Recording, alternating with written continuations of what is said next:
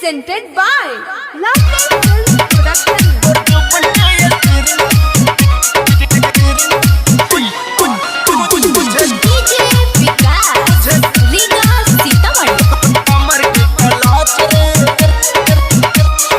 driver gear डाले हचा हच रे सैया मोर ड्राइवर गेयर डाले हचा हच रे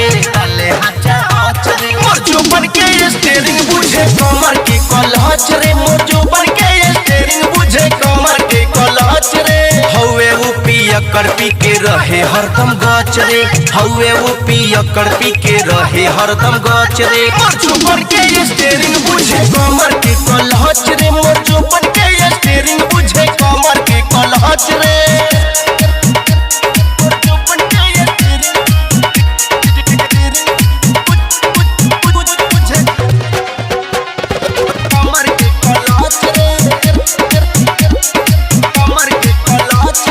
दिन भर करे घूम घूम के दूसरा के जोताई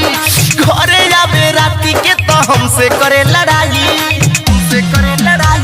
हर दिन भर करे घूम घूम के दूसरा के जोताई घरे आवे राती के तो हमसे करे लड़ाई चढ़े जब पलंग पर त करे माचा मच रे चढ़े जब पलंग पर त करे माचा मच रे मोर जोबन के स्टीयरिंग बुझे कमर के कलहच रे मोर जोबन के स्टीयरिंग बुझे कमर के कलहच रे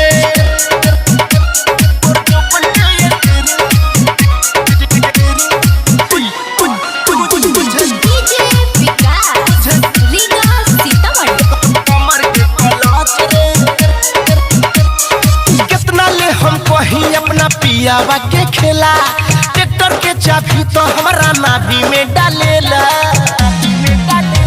हर कितना ले हम कहीं अपना पियावा के खेला ट्रैक्टर के चाबी तो हमारा नाभि में डालेला देवरू धामू दिल कसबतिया कहतानी सोच रे देवरू धामू दिल कसबतिया कहतानी सोच रे मोर जोबन के स्टीयरिंग बुझे कमर के कलहच रे मोर जोबन के स्टीयरिंग बुझे कमर के कलहच रे हौवे वो पियकर पी के रहे हरदम गच रे हौवे वो पियकर पी के रहे हरदम गच रे मोर जोबन के स्टीयरिंग बुझे कमर के कलहच रे मोर